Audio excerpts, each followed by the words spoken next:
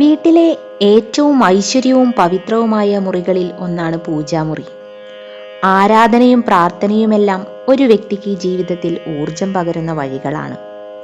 മാനസികവും ആത്മീയവുമായ സംതൃപ്തിക്ക് ആരാധന അത്യന്താപേക്ഷിതമാണ്.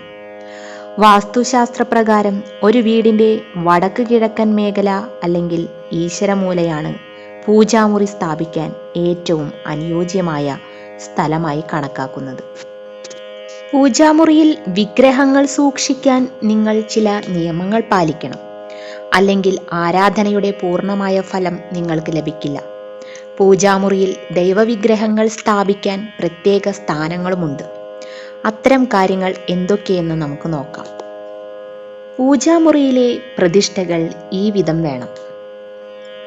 പൂജാമുറി വാസ്തുപ്രകാരം വീടിൻ്റെ വടക്ക് കിഴക്ക് മൂലയാണ് പൂജാമുറിക്ക് ഏറ്റവും അനുയോജ്യമായ സ്ഥലം. കിഴക്കും പടിഞ്ഞാറും മികച്ച രണ്ടാമത്തെ സ്ഥലമാണ്. പൂജാമുറിയുടെ കിഴക്കോ അല്ലെങ്കിൽ പടിഞ്ഞാറോ വിഗ്രഹങ്ങൾ സൂക്ഷിക്കുക. എല്ലാ വിഗ്രഹങ്ങളും എല്ലായ്പ്പോഴും കേടുപാടുകൾ ഇല്ലാത്തതാണെന്ന് ഉറപ്പാക്കുക. പൂജാമുറിയുടെ മേൽക്കൂര താഴികക്കുടമോ പിരമിഡിന്റെ ആകൃതിയിലോ വേണം സജ്ജമാക്കാൻ. പൂജാമുറിയിലേക്ക് അഗ്രഭാഗത്ത് നിന്ന് താഴികക്കുടത്തിലേക്കോ പിരമിഡിലേക്കോ പോസിറ്റീവ് എനർജികളുടെ സുഗമമായ ഒഴുക്കിന് ഇത് സഹായിക്കുന്നു. ഗണപതി ആദ്യം. നടുവിൽ ഗണപതിയെ പ്രതിഷ്ഠിക്കണം. ഗണപതിയുടെ വലതുവശത്ത് പുരുഷ ദൈവങ്ങളും ഇടതുവശത്ത് സ്ത്രീ ദേവതകളെയും സ്ഥാപിക്കണം. ഗണപതിയെ ലക്ഷ്മി ദേവിയുടെ ഇടതുവശത്തും സരസ്വതി ദേവിയെ ലക്ഷ്മി ദേവിയുടെ വലതുവശത്തും പ്രതിഷ്ഠിക്കണം. വിവിധ മൂർത്തികളുടെ ചിത്രങ്ങൾ സ്ഥാപിക്കുന്നതിന് വടക്ക് കിഴക്കാണ് അനുയോജ്യമായ ദിശയെങ്കിലും വ്യത്യസ്ത മൂർത്തികൾക്ക് മംഗളകരമായ വ്യത്യസ്ത സ്ഥാനങ്ങളുമുണ്ട്.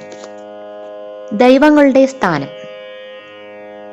ബ്രഹ്മാവ്, വിഷ്ണു, മഹേശ്വരൻ, കാർത്തികേയൻ, ഇന്ദ്രൻ, സൂര്യൻ എന്നിവരെ കിഴക്കും പടിഞ്ഞാറും അഭിമുഖമായി പ്രതിഷ്ഠിക്കണം.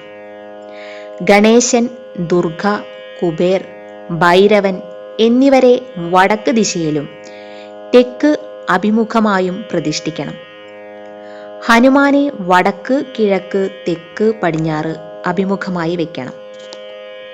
ഇനി ഇത്തരം കാര്യങ്ങൾ ശ്രദ്ധിക്കുക. പുരാതന ക്ഷേത്രങ്ങളിൽ നിന്ന് കൊണ്ടുവന്ന വിഗ്രഹങ്ങൾ ഒരിക്കലും വീടിൻ്റെ പൂജാമുറിയിൽ സൂക്ഷിക്കരുത്.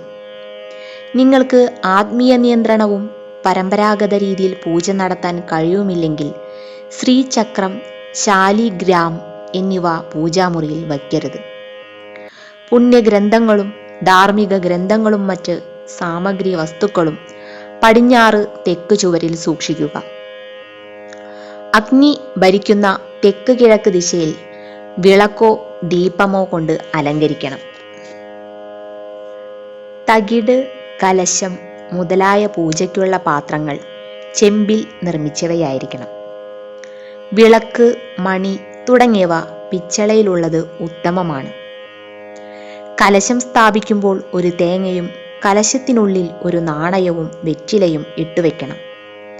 കഴിയുമെങ്കിൽ പൂജാമുറിയിൽ ഒരു ശംഖ് സ്ഥാപിക്കാം. ശംഖ്, കലശം, മണി എന്നിവയെ ആരാധനാമൂർത്തിക്കൊപ്പം ആരാധിക്കണം. പൂജാമുറിയിലെ വിളക്ക് നെയ്യ് ഉപയോഗിച്ച് വേണം കത്തിക്കാൻ.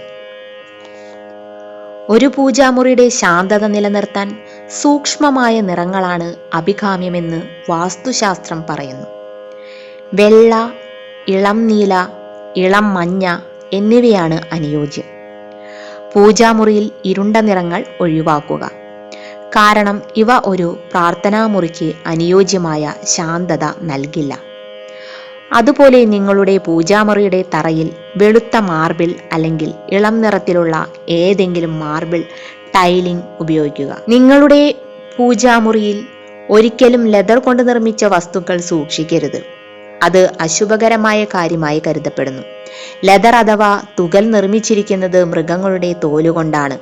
മൃഗങ്ങളെ കൊന്ന് തോലിയുരിച്ച് തയ്യാറാക്കുന്നതിനാൽ തുകൽ വസ്തുക്കൾ പൂജാമുറിയിൽ സൂക്ഷിക്കുന്നത് ഏറ്റവും അശുഭകരമായി കണക്കാക്കുന്നു. ഹിന്ദു ആചാരപ്രകാരം പേഴ്സ്, ബെൽറ്റ്, പായ, വസ്ത്രങ്ങൾ, ബാഗുകൾ തുടങ്ങിയ തുകൽ വസ്തുക്കൾ ഒഴിവാക്കണം. ദേവന്മാരുടെ വിഗ്രഹത്തിനൊപ്പം മരിച്ചുപോയ പൂർവികരുടെ ചിത്രങ്ങളും പൂജാമുറിയിൽ വെക്കരുത്. ഇത് നിങ്ങളുടെ കുടുംബത്തിന്റെ സമാധാനവും സമൃദ്ധിയും നഷ്ടപ്പെടുത്തും. വീഡിയോ ഇഷ്ടമായെങ്കിൽ ലൈക്ക് ചെയ്യാനും ഷെയർ ചെയ്യാനും മറക്കരുത്. ഇതുപോലെയുള്ള വീഡിയോസ് നിങ്ങൾക്ക് ലഭിക്കുന്നതിനായി ചാനൽ സബ്സ്ക്രൈബ് ചെയ്യുക. നന്ദി.